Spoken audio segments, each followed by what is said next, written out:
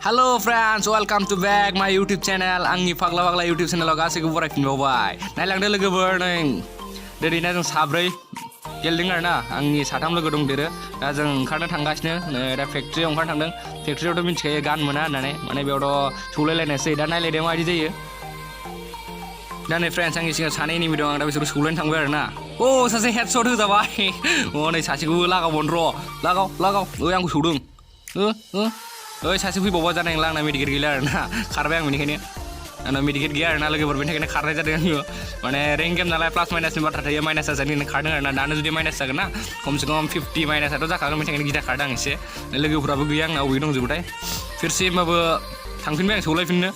लोगोआ सौलायगासिनो आरोना नाङाखै आसोला खर'आव माने हेलमेट गानदों ओंखायनो जेबो जायाखै बियो र' थांनि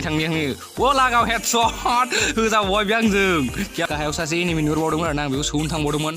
नाथाय मा खालामनो हास्लाबासै बियो गाहायाव ओंखारलांग्रोबाय आरोना दा आं मेडिकेट नागिरदों बुस्थुआ दा मेडिकेट मोनगोन ना मोनाथाय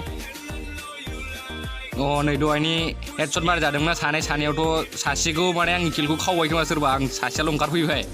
दा आं गाहायाव थांबावनोसै मेडिकेट नागिरनो